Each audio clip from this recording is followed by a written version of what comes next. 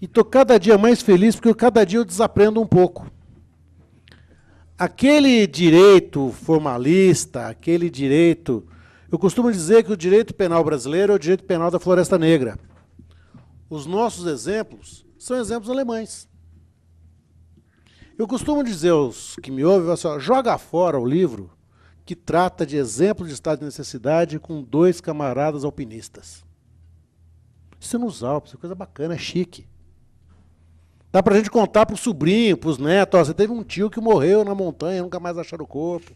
Foi uma tragédia, mas não é possível que nós mantenhamos ainda essa alienação da nossa realidade social brasileira. Eu acho extremamente curioso que o nosso doutrinador escreva em alemão, fale sobre a Floresta Negra e se recuse a ver o busão que passa aí na Avenida Santo Amaro.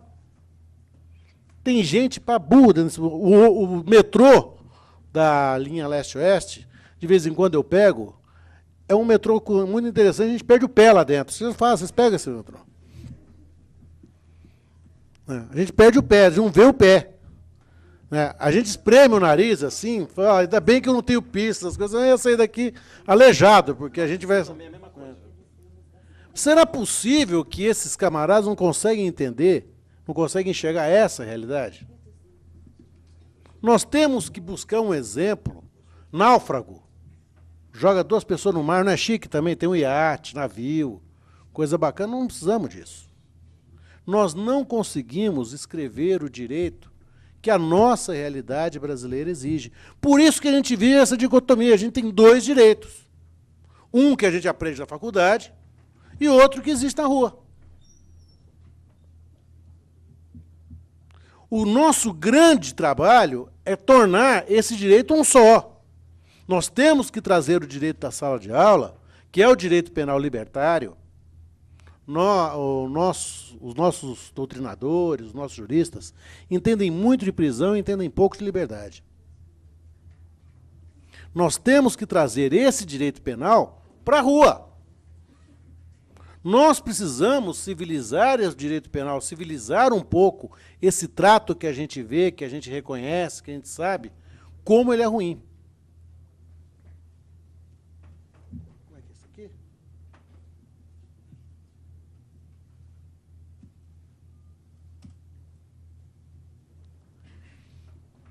Quando a gente tem assistido a um grande debate sobre o direito laico, vai ficar o crucifixo na sala de julgamento? Não vai ficar o crucifixo na sala de julgamento?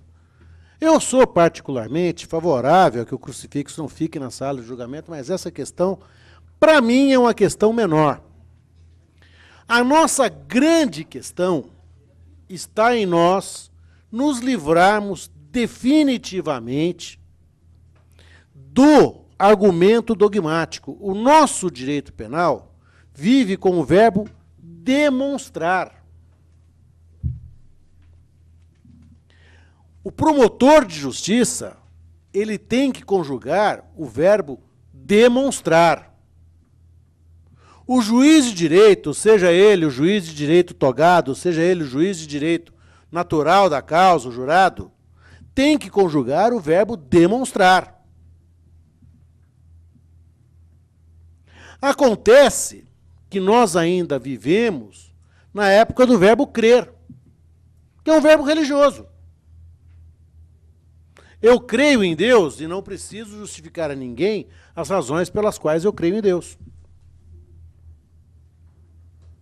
Mas eu não posso, de maneira alguma, acreditar que o réu é culpado. Porque no momento em que eu acredito que ele seja culpado, eu retiro completamente qualquer atividade racional. Eu começo a trabalhar num plano do indemonstrável. Eu começo a movimentar todo o meu pensamento a partir de um mistério. Qual é o mistério? É um mistério dogmático. Ele é culpado. Olha, eu não tenho prova, mas eu tenho certeza que ele é culpado. Quantas vezes vocês ouviram alguém falar isso? Promotores, juízes. Doutor, eu sei que não tem prova, mas que ele é culpado, é. De onde vem isso? De onde vem isso? Isso vem de um raciocínio religioso, que é o raciocínio dogmático. Ele se recusa, ele se põe em armas para qualquer análise racional daquilo que ele está dizendo. Olha, o que você está dizendo é monstruoso.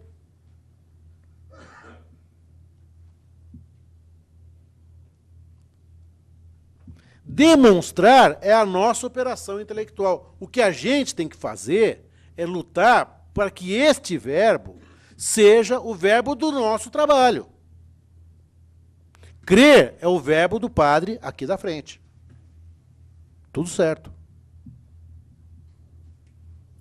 Ninguém vai à missa, ao centro espírita, à sinagoga, né, para que alguém ali nos demonstre a existência de Deus. Isso não existe. Não há essa necessidade, nem é essa a finalidade do culto religioso. Aliás, se chama culto não é por outra razão. Mas nós não podemos inverter as coisas, nós não podemos trazer este verbo, esta crença, para o nosso trabalho jurídico. Esse é o nosso maior perigo, a nossa maior cilada mental. O advogado que crê que o cliente dele é inocente, e crê simplesmente crendo que ele é inocente, se recusa e se impede de fazer qualquer operação intelectual racional. Ele vai perder.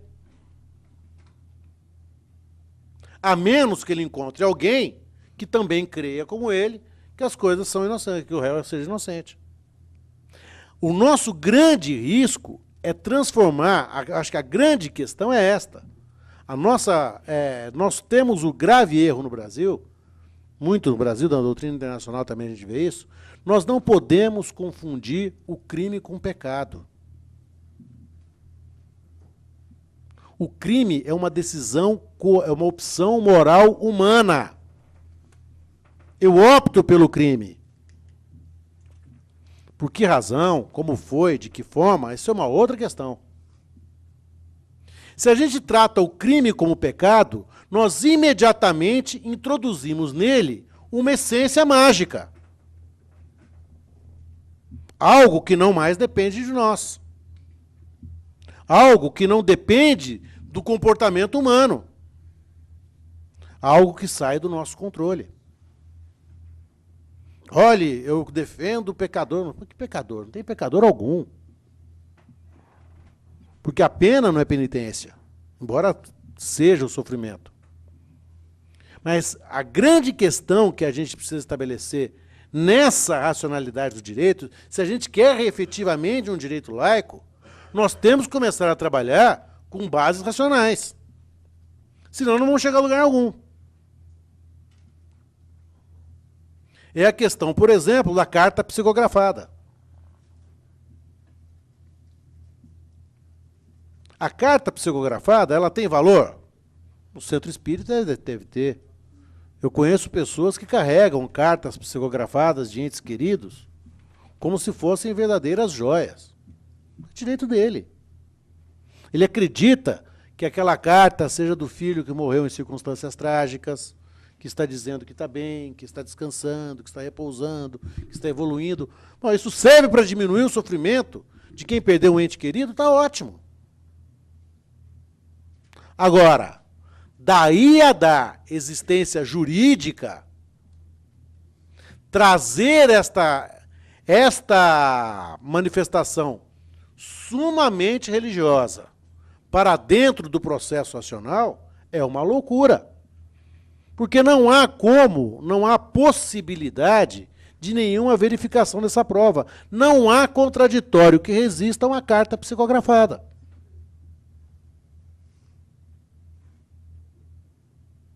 Qual é a garantia que essa carta psicografada represente a verdade? Vamos fazer uma comissão de espírito? Vai ter quesito? Se tiver duas, uma dizendo que foi, dizendo que não foi, um dos espíritos está mentindo. Ou não viu direito, ou distraiu, ou não lembra, Ou estava catando garrafa. Na verdade, são manifestações que não são manifestações jurídicas. Olha, doutor, eu tenho uma carta psicografada do meu filho. Meu filho disse que quem o matou foi o João, na carta. Guarde a carta. Você tem até direito de odiar esse João. O ódio não é ilícito. Se isso serve para te acalmar a alma, se isso serve para te deixar menos angustiado, ande com essa carta, tire cópia, guarde onde o senhor quiser. Agora, não podemos dar a isso existência jurídica. Não é uma questão de ser ateu ou de não ser ateu. É que o nosso julgamento não é religioso. Se nós estivéssemos vivendo no direito canônico, tudo certo. O julgamento religioso é o julgamento que vale. Mas o nosso grande problema, nosso grande atraso, que nos atravanca muito, e no júri isso é extremamente comum. A gente fica gritando aos berros, dizendo que acredita na testemunha, que não acredita. Não temos que acreditar em ninguém. E nem temos que desacreditar em ninguém. Porque se nós acreditarmos absolutamente na palavra de uma única testemunha, por exemplo, todo o nosso julgamento se transferiu para ela. Qual é a questão, qual é o risco, o grande risco de se condenar alguém com base na prova do inquérito policial? Ah, mas o senhor não acredita no trabalho do delegado? A questão não é acreditar. Eu acredito que o delegado seja uma excelente pessoa. Mas isso não é jurídico. Por quê? Porque existe uma regra que me ensina, olha, nula pena sine judício. A prova é contraditória. Por que ela é contraditória? Porque eu preciso de um selo de qualidade. Eu preciso de uma testabilidade científica. A prova produzida sob o contraditório, nós repetimos em qualquer lugar do mundo. Por quê? Porque ela foi feita com um controle de qualidade que me dá a segurança suficiente de dizer, sim, ele afirmou aquilo que foi dito. Porque se eu não sei, se eu não tenho esse selo de qualidade, nós jogamos toda a questão da culpa, que não é só uma questão teórica, é uma questão que vai resultar muitas vezes numa pena altíssima, ou numa absolvição indevida, em alguma coisa que não tem essa relação de qualidade que a lei nos exige. Não é possível que em 2011 a gente ainda esteja falando, eu acredito ou não acredito no delegado de polícia. Essa discussão é uma discussão, no mínimo, da década de 60. Quando tinha um julgado famoso aqui em São Paulo, que não é local onde o réu confessa que vale, mas sim o teor de veracidade. Isso é uma doideira. Como não interessa? Claro que não interessa. A forma não interessa. Interessa. A diferença do estupro numa relação sexual normal é a forma. No estupro não pergunta antes. Como não interessa? Claro que interessa. Interessa e muito. Aliás, é tudo o que interessa. Porque nós temos a crença, isso vem do raciocínio místico. Olha, o delegado foi lá, deu um cacete nele, ou ele apanhou na polícia, ou apanhou no distrito, apanhou não sei onde. Enfim, ele apanhou em algum lugar. É. Como se eles nunca tivessem apanhado, eles nascem apanhando. Então ele falou a verdade. Veio em juízo e mentiu. Não é esse o raciocínio? O réu confessou na polícia, mas mentiu em juízo. Sou bidu? Como é que a gente pode fazer uma afirmativa dessa? A gente só faz essa afirmativa porque a gente entende, porque a gente, lá no fundo, um apelo quase inconsciente, nós acreditamos que a dor aproxima a pessoa da verdade. É quase como uma autoflagelação daqueles iranianos malucos lá. Nós acreditamos nisso. E falamos sem o menor constrangimento. Ele mentiu em juízo. Ele negou a autoria.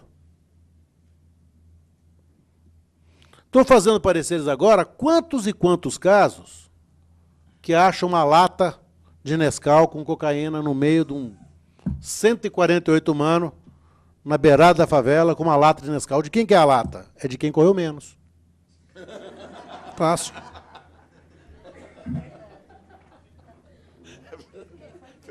Foi pego, né? Foi pego, é dele, mas como é dele?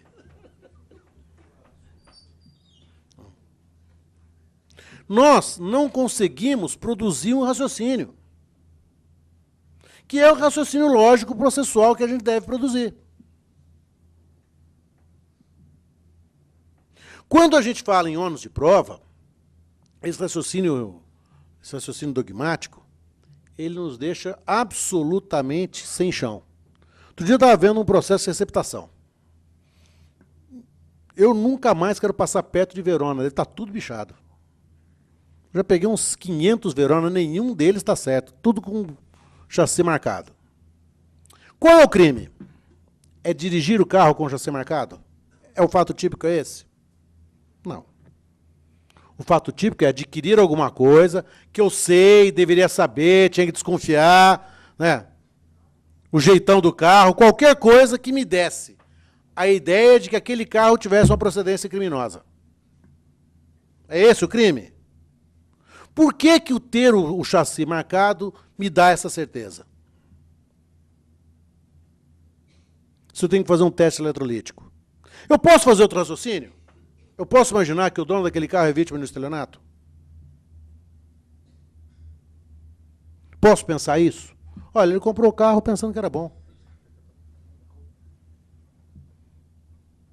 Ah, mas o carro que valia 10, ele pagou 6. O carro bichado, motor arrebentando, escapamento estourado, aquelas molas na bunda da gente, operando todo mundo ali. Rádio não funciona, a porta bate. Farol não acende. Quanto que vale um carro desse? 6 conto. Bem pago. Porque eu nunca vi, num processo em que o bem é avaliado, que essa avaliação seja discutida. Esse carro estava bichado. Não valia aquilo que a prova dita policial está dizendo que vale. Por quê? Porque ela assume um valor absoluto. Quando ela não tem esse valor. Eu não estou dizendo que a prova policial não vale a nada, não estou falando isso. A prova policial vale para que a gente possa oferecer denúncia. Eu posso oferecer a denúncia porque eu tenho à minha disposição meios extremamente coativos de levantar a eventual responsabilidade criminal de alguém. Eu posso estourar a senha bancária, eu posso estourar o sigilo fiscal, eu posso fazer busca e apreensão. Mas eu posso fazer isto porque no momento seguinte, no instante seguinte, começa a valer uma garantia que é a garantia da ampla defesa. Senão não tem sentido ter ampla defesa. Eu tenho ampla defesa para quê? Se a prova já foi produzida antes. Nós corremos o risco de transformar o processo numa farsa. Num simulacro de processo. Não é à toa que a gente tem encontrado aí no Brasil um aumento. Nós quintuplicamos a população encarcerada. Vocês sabem disso, né? Em relação a 1995, nós quintuplicamos a população encarcerada. O Estado de São Paulo vai bater, no mês de junho, a população de 200 mil pessoas presas. Quem disser que não estão prendendo ninguém, quem falar que ninguém vai para a cadeia, vai falar uma coisa sem a abordagem necessária da realidade. Acontece que a prisão tem, exatamente, nós já fizemos opção preferencial pela pobreza. Só vai pobre e cana. Crime patrimonial. Isso é aquilo que eu disse. São esses maus pensamentos que nos levam para o júri, muitas vezes. Eu não tenho certeza que ele é culpado, mas não tenho prova. Eu já vi quantos promotores falar isso em plenário. Olha, senhor jurado. Que prova eu não sei se tem, mas eu tenho certeza que foi ele. De onde vem a certeza? Você é corréu? Você estava lá? De onde que vem essa certeza? De onde que vem uma coisa assim? Agora isso não pode mais ser feito, mas eu achava esse raciocínio de um primitivismo. Olha, ele cometeu aqui na FA dele, ele cometeu um furto, um roubo, então esse homicídio. Oh, louco. Como é que você me dá um pulo desse? Mas de onde, logicamente, nós podemos extrair isto? A não ser de um raciocínio dogmático. Ele é voltado para a violência. Se nós estamos julgando um crime de violência e ele está aqui sendo julgado por ele, então é ele. Não precisa demonstrar mais. Acabou. Fica fácil o meu esforço assim, o meu trabalho assim. Não sei por quê, mas ele é culpado. Quantas vezes? Olha, não sei por quê, mas ele é culpado.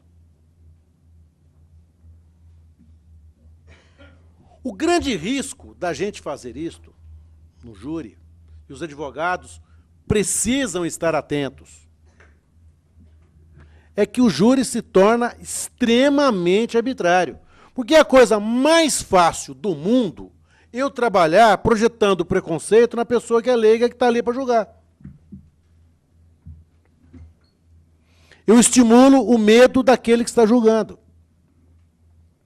Ou seja, eu transformo o julgador, porque o jurado ele é julgador, ele é juiz, em vítima.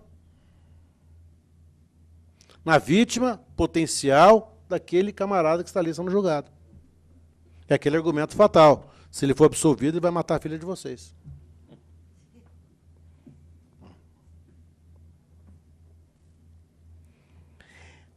Trabalhar com o preconceito nos torna extremamente arbitrários. Eu vou dizer uma coisa para vocês, meus amigos, escutem o que eu estou dizendo.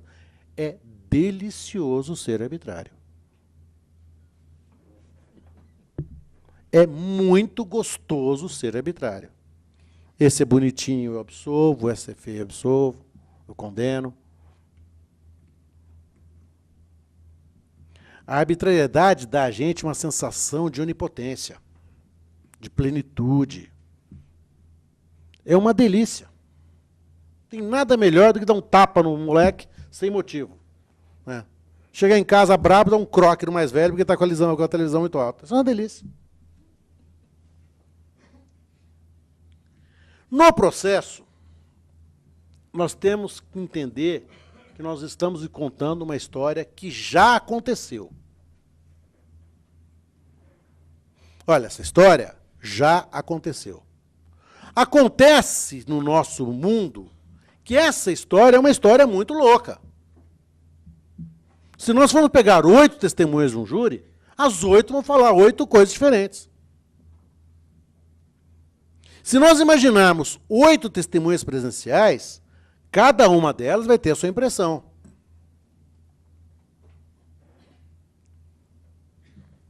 Costumo dizer que a gente tem um fantasma no processo, que é o erro judiciário.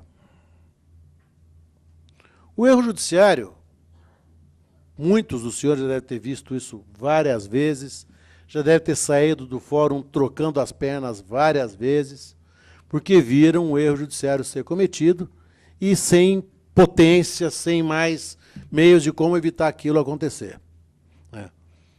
A sensação de frustração do advogado ela é infinitamente maior do que a sensação de frustração do juiz ou do promotor. Eu admito isso, até porque o compromisso do advogado é um compromisso pessoal.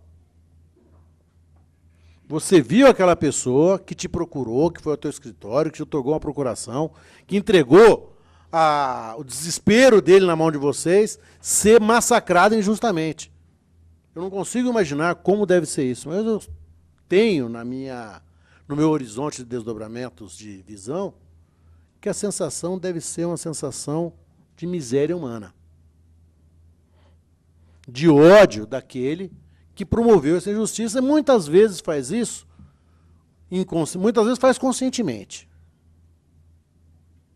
Não vamos dizer que são todos bonzinhos, não são. mas a maioria das vezes faz porque esses preconceitos vão nos dominando.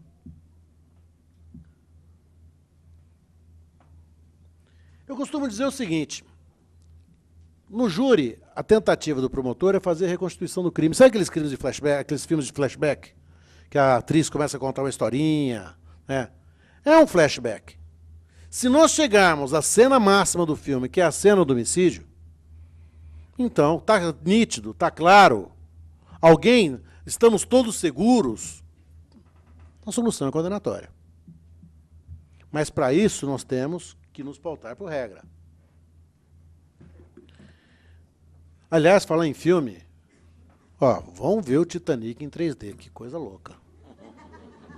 Como esse filme é bonito. 3 horas e 15 minutos e não vê passar. Não é muito. Se tirasse a história de amor, ia ser um documentário do Discovery, um naviozão afundando lá, né?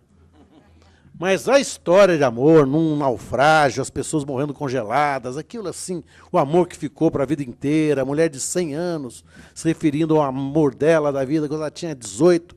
Olha, eu saí do filme chorando pra caramba. Quando vocês estiverem com processo de homicídio, primeiro grande documento do processo não é o BO. Nós temos um fetiche com o BO, nós temos um amor ao BO. Certo? O BO para a gente é uma coisa assim, é a carta psicológica. O que é o BO? Olha, está aqui no BO, está no BO. O BO é um quase nada processual.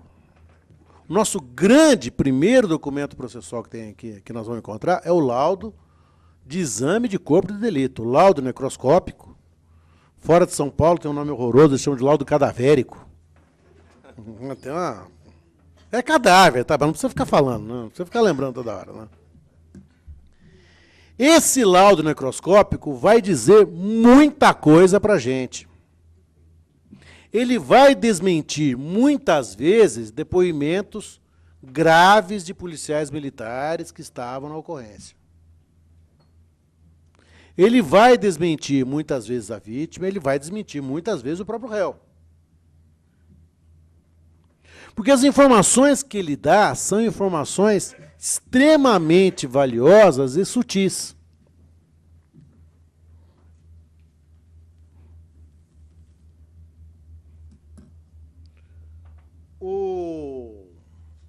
Uma das coisas que o laudo necroscópico mais nos é cara, direção de projétil, número de tiro, entrada e saída, disparo de defesa, reação de defesa, disparo nas costas, lesão no próprio autor do homicídio.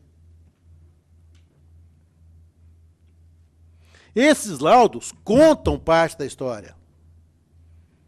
Nós não temos muita paciência para lê-los, mas nós temos que nos debruçar neles. É o nosso primeiro grande documento.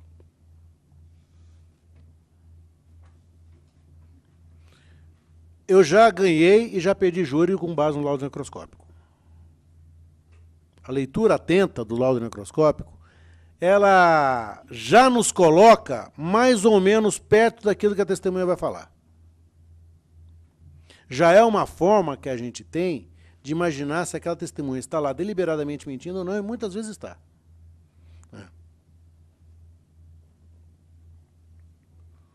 Uma casa de Chanhagosto, outro filme bonito para chuchu, romântico toda a vida, olha, desses assim que as moças vão gostar, não tem... Né? É um filme da década de 50, lindíssimo, lindíssimo. Se passa na época da Segunda Guerra Mundial, lindo filme. Meio chatinho, porque já está em preto e branco, envelheceu um pouquinho, mas é muito bonito. A cena do crime. Aqui é um lugar que a gente tem que parar e pensar. Matou por causa da pinga. Isso no Datena tem todo dia. Matou por causa da cachaça. Matou por causa de uma garrafa de pinga. Para realmente fotografar, aparece lá, tá o cabra com a faca enterrada na cabeça, assim, aquelas cenas muito edificantes, né? E em cima, a garrafa da Mardita. Olha lá, ó, a Mardita ali. Nós temos que tomar muito cuidado.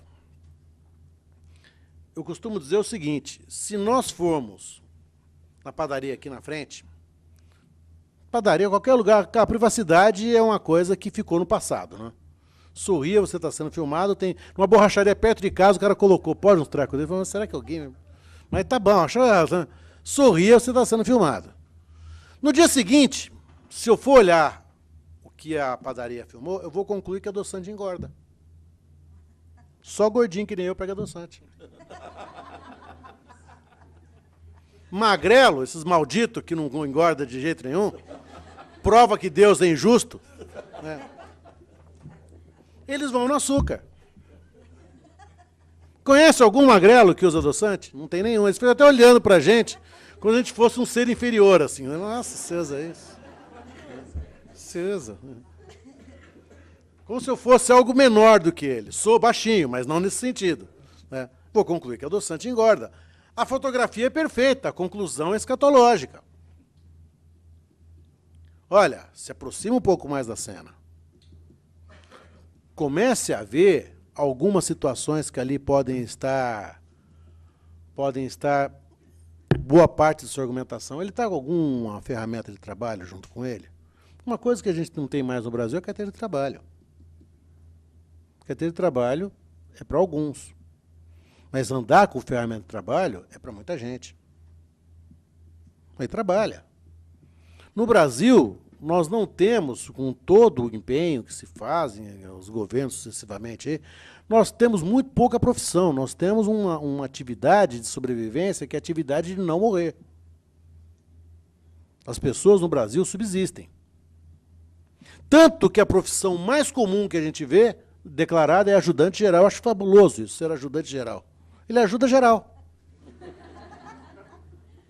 Ele trabalha na construção civil, ele vende CD pirata, ele vende salgadinho e pastel no Largo do Paissandu, ele passa uma droguinha de vez em quando, porque às vezes o mercado está ruim, ele carrega a caixa, ele carrega caminhão. O dia dele é o dia que ele não sabe exatamente como ele vai vencer aquele dia para sobreviver. Não é muito... Às vezes a gente vê alguns juízes, promotores, quero prova de trabalho. Oh, não, desculpe. Você está pedindo uma prova que não vai existir. Porque ele não tem um trabalho, ele tem uma atividade da qual ele retira o seu sustento. Trabalho tem aqui, ele tem alguma profissão. Dificilmente aparece um eiro, funileiro, marceneiro, carpinteiro. Qual que é? Ou ele é traficante sempre, claro, autônomo, lógico. Só faltava, né? Só faltava. Mas ele é, muitas vezes, ajudante geral autônomo. O que ele faz? Ele tem lá um comercinho, ele vive vendendo alguma coisa, né? Ele vai levando a vida. Isso traz para a gente várias situações extremamente desconfortáveis durante o processo. Uma delas, por exemplo, nunca mais, durante muito tempo eu fiz, parei de fazer, é perguntar para a testemunha, o senhor leu seu depoimento na polícia? Ninguém mais hoje tem vergonha de dizer que é gay. Qual é o problema? Sou gay. Oh, muito bom. Eu tenho um tio também, um irmão, um primo, né? Tem um bar perto de casa, tá tudo certo. Mas as pessoas não admitem que são analfabetas, ou não admitem que têm dificuldade de leitura. Isso é extremamente humilhante. Nós temos muito poucas pessoas que nunca frequentaram a escola. Elas são pessoas de um pouco mais de idade, né? Mas nós temos uma legião de gente, de jovens, eu vou dizer alguns milhões na cidade de São Paulo, que não sabem ler. Ou melhor, reconhecem as letras do alfabeto, mas não conseguem fazer dessas letras do alfabeto, em algum sentido, a uma palavra que esteja lendo.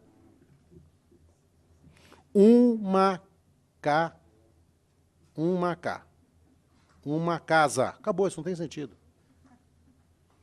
Essa expressão não tem sentido algum. É intraduzível isso. Então, ele ler ou não ler não faz diferença alguma, porque se ele ler, ele não vai aprender aquilo que ele disse. Aquele gesto autoritário do juiz, então leia o seu depoimento. Tá, ele vai olhar aquele mundo de letra lá. Foi isso que o senhor falou? Não sei, não sabe o que está lendo. Ele não consegue apreender a leitura. E muitas vezes, eu vou falar isso daqui a pouco, assim, no depoimento pessoal, isso é dramático. Porque ele não consegue formular a frase, ele repete o verbo de ação da pergunta. O senhor estava na festa? Estava. O que aconteceu lá? Nada. Como nada? Morreram 2. Morreram. Mas o que aconteceu lá? Nada. Mas estava tudo normal. Normal é de matar, assim, né? Como normal? Morreram 2. Morre todo dia 2 lá, se morrer 2 por dia, daqui a pouco não tem mais festa. Né? Não, morreu. E o que aconteceu na festa? Nada. Escuta, o senhor estava na festa? Estava. O senhor viu ele morrer? Vi. Foi o senhor que matou? Não. Mas o senhor está sendo acusado disso. Porque formular a frase, eu não matei, embora estivesse naquele lugar, é uma operação de extrema complexidade mental. Sujeito mais verbo mais predicado é uma operação sofisticada. Essa conversa, você começa a ter que extrair da pessoa aquilo que ela não tem para te dar, que é a narrativa do fato. Muitas vezes, eu já vi réu ser colocado em situações de extrema delicadeza porque ele não consegue se expressar. Não consegue se expressar, e aí a gente chega numa segunda questão, que são as tais qualificadoras do homicídio. Se eu tenho 60 palavras para me comunicar em inglês, eu sei 60 palavras de inglês. Vou para Nova York, eu vou brigar. Porque eu vou ficar lá 40 minutos e vão me pedir a 61ª palavra que eu não vou saber, vai ser na porrada. Por quê? Porque a porrada é uma linguagem universal. Eu vou dar um murro no balcão, vou apontar o X, aquela inglês brasileira, dizzy, né? I want dizzy, o cara ficou olhando, de onde que veio esse doido, né? Notaram a placa do disco voador dele?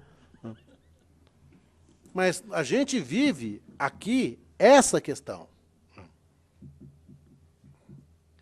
Nessas situações, a gente vê que as casas normalmente são casas extremamente precárias.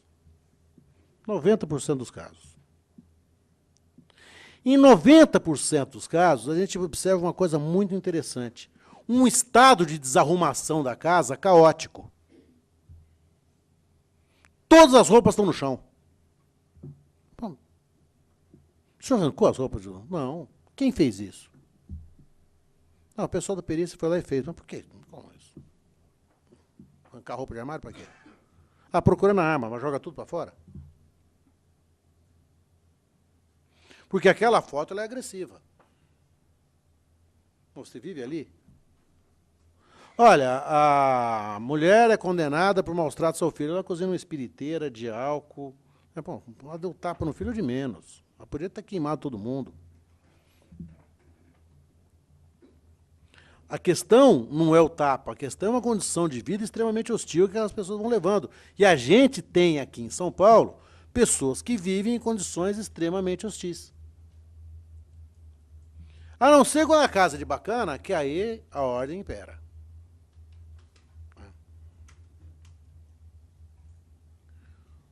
Vocês conhecem esse filme, Uma Pistola para Ringo?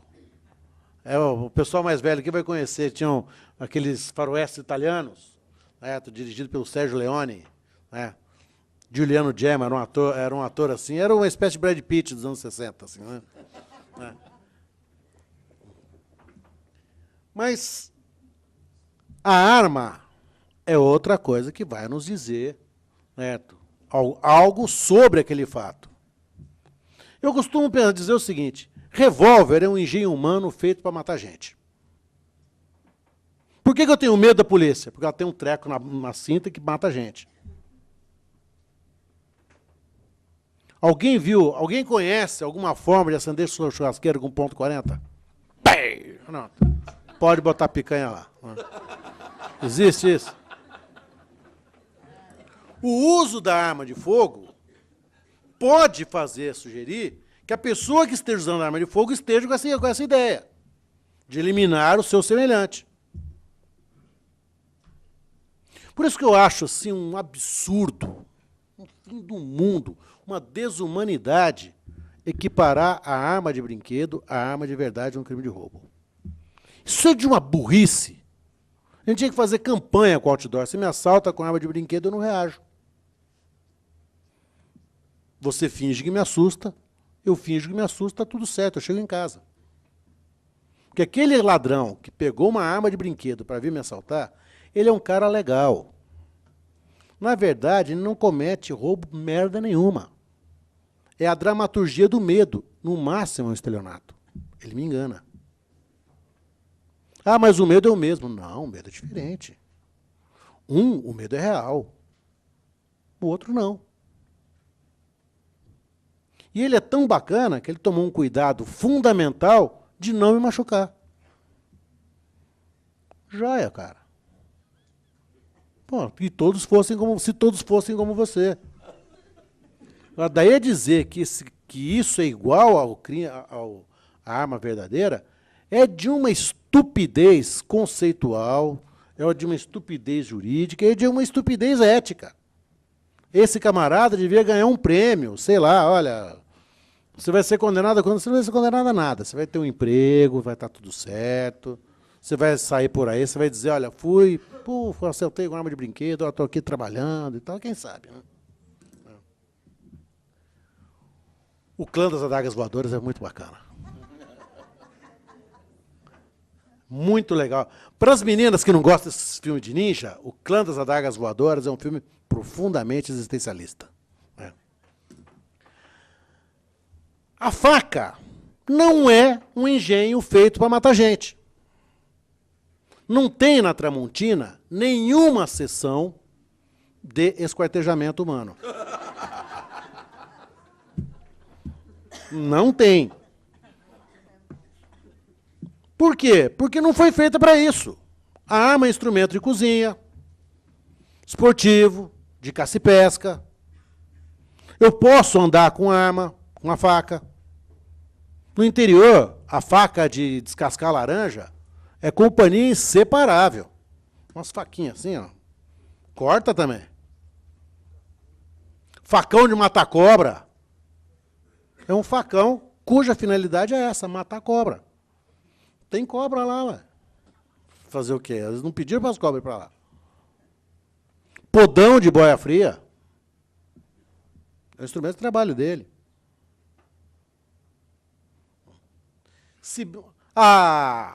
Muitas vezes a gente confunde a intenção de matar, isso é comum a gente pegar no júri, com aquilo que a gente chama de lesão desfigurante. Que indica um dolo intenso, muitas vezes é uma questão carregada de um ódio profundo, mas que não tem a intenção de matar, muito pelo contrário. A intenção é de preservar a vida para que aquela pessoa se exiba desfigurada pelo mundo. É horroroso? É, mas é homicídio? Não. Gente, por favor, Os Brutos Também Amam é um outro do John Wayne. Para de juntar certidão de nascimento e pedir liberdade provisória. O crime não é esterilidade. Se ele tivesse acusado, olha, ele é estéril, por isso ele está processado, junta lá 10 filhos na certidão de nascimento, acabou o crime.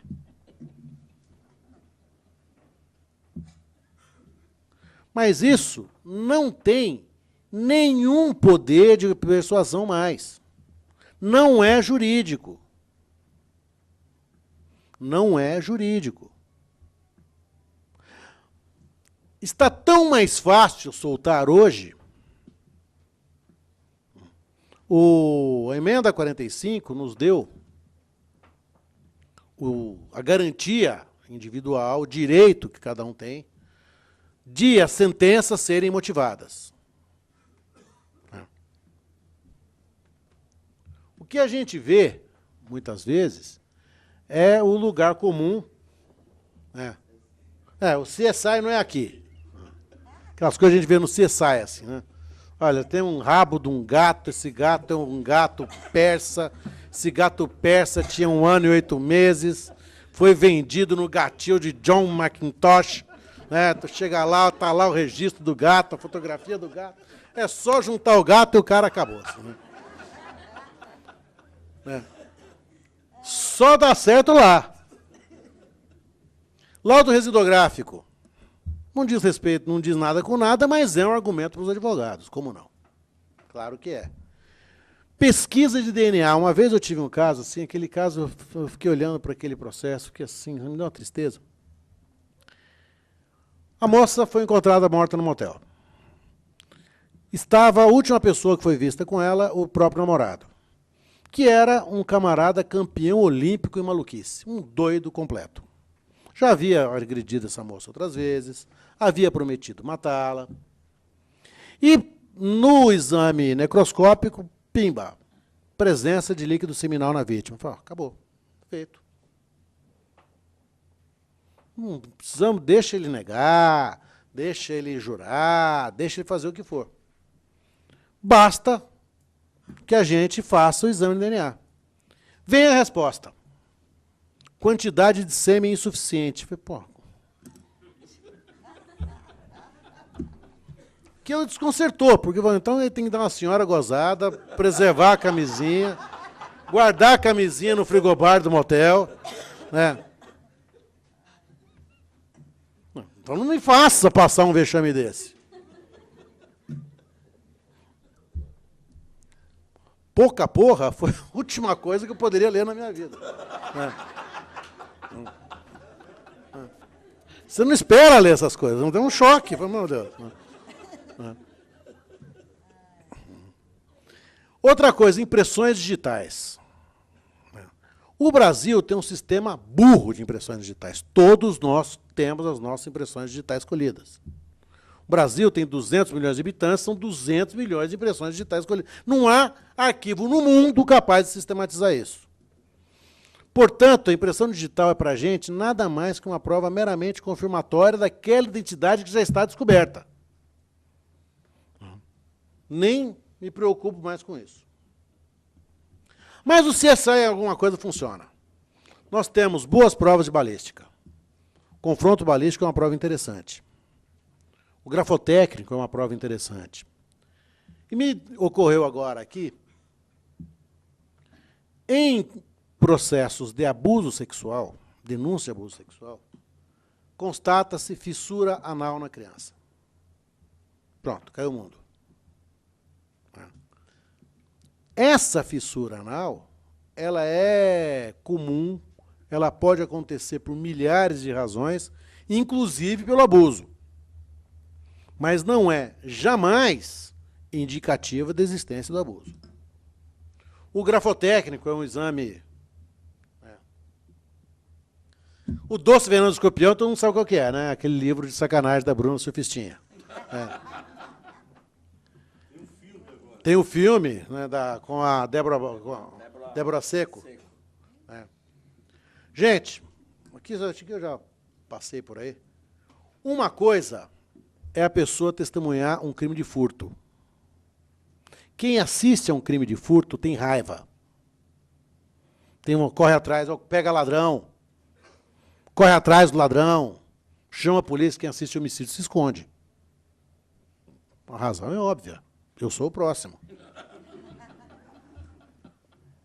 Todos nós temos o direito de pensar assim. O crime de homicídio é um crime que nos faz pensar de outra forma, nos faz comportar de outra forma. Assistir a um crime de homicídio é completamente diferente. Quando, agora, nós temos uma grande novidade, que é o sistema de inquirição direta.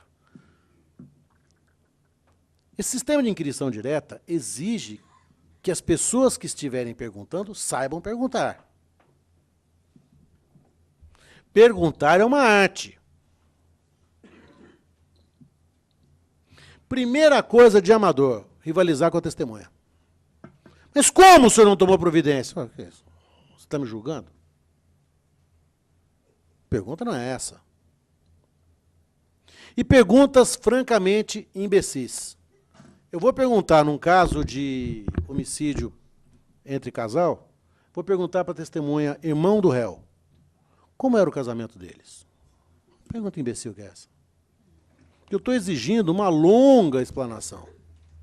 Ele vai dizer que era um casamento legal, bacana, eles eram felizes, tinham filhos, passeavam. Eu vou perguntar para a irmã da vítima. Ela só sofria. Era um casamento horroroso. Que são pessoas que estão sob impactos diferentes. Um tem o compromisso com o irmão que está preso. O outro tem compromisso com a irmã que morreu. Não podemos admitir que o juiz pergunte isso. Escute, deixa eu perguntar uma coisa para a senhora. Ele era ciumento? Que pergunta idiota que é essa? Tá, todo mundo é ciumento. Porque o senhor é ciumento? Nós somos ciumentos? O que significa isso? Então, se ele é ciumento, ele cometeu o crime, se disser que não cometeu? São perguntas francamente idiotas. E há uma diferença entre o depoimento sofrido daquela pessoa que está próxima do homicídio da mentira. O senhor está mentindo. O senhor falou uma coisa na polícia e está falando outra aqui. Isso é o arroz com feijão, né? Eu falei uma coisa na polícia há 2 anos atrás.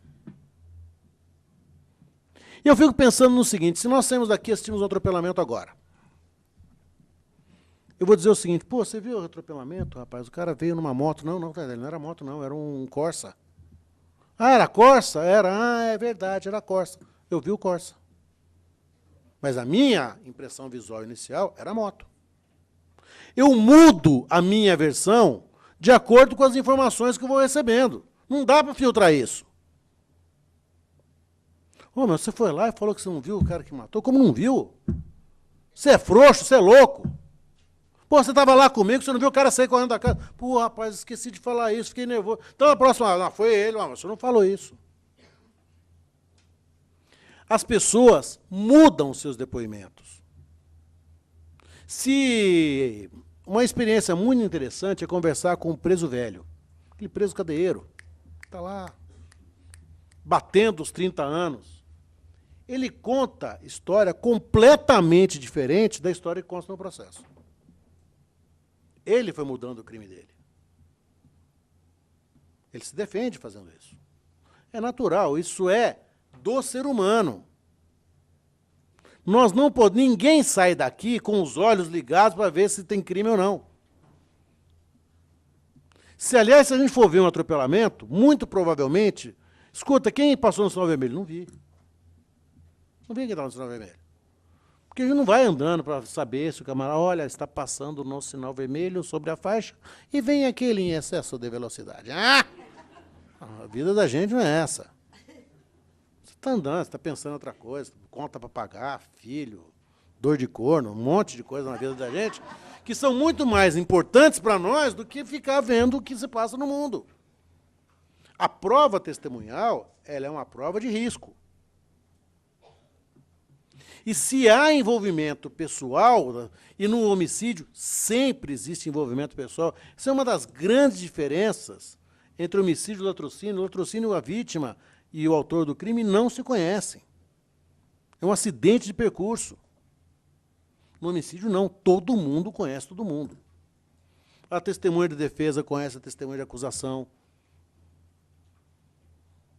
Quantas vezes vem junto para o fórum? Mora lá em Guaianazes. O senhor veio para cá? Vim com ele, com o réu. Ah, o senhor veio com o réu? Vim.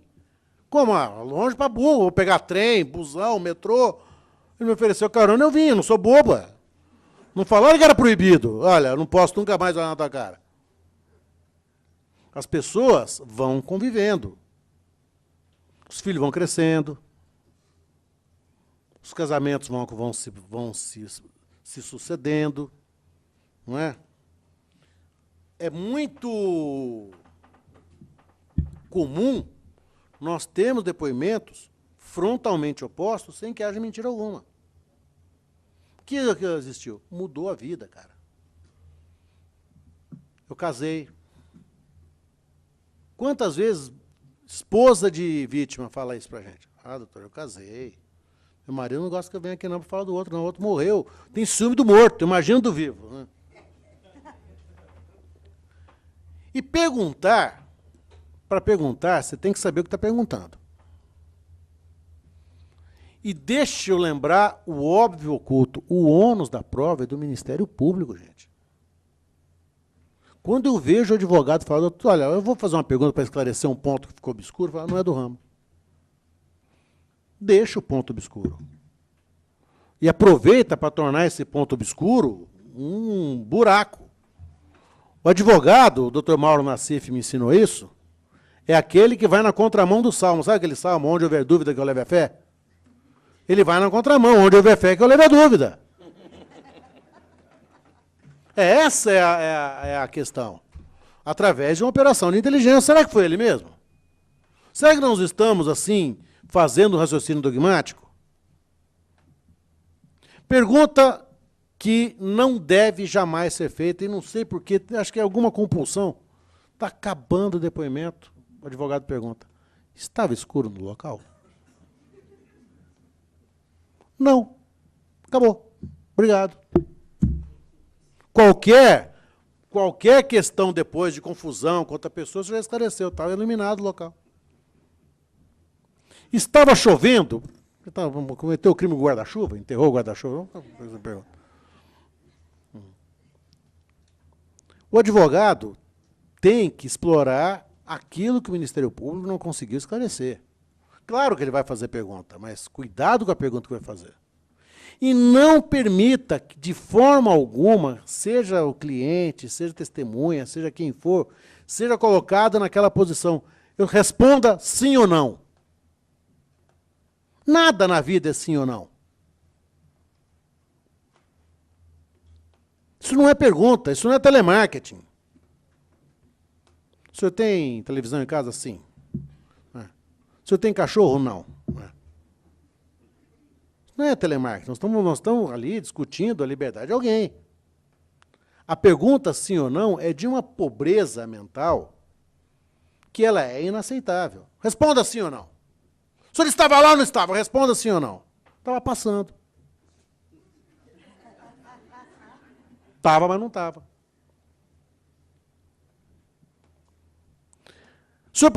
Coisas que eu vi. O senhor presenciou o crime? Não. Presenciei, não, senhor. O senhor viu o crime? Disse, senhor. Como? Sim, eu não vi. Mas o senhor presenciou? Não. Por quê? Porque presente estava um outro. Esse eu estava de fora. Eu não estava presente lá. Presenciar é estar presente. Ver é outra coisa. A resposta dele foi perfeita. São as perguntas imbecis. Ele era uma pessoa violenta? Você tem que demonstrar. Depende. Algumas violências são aceitas.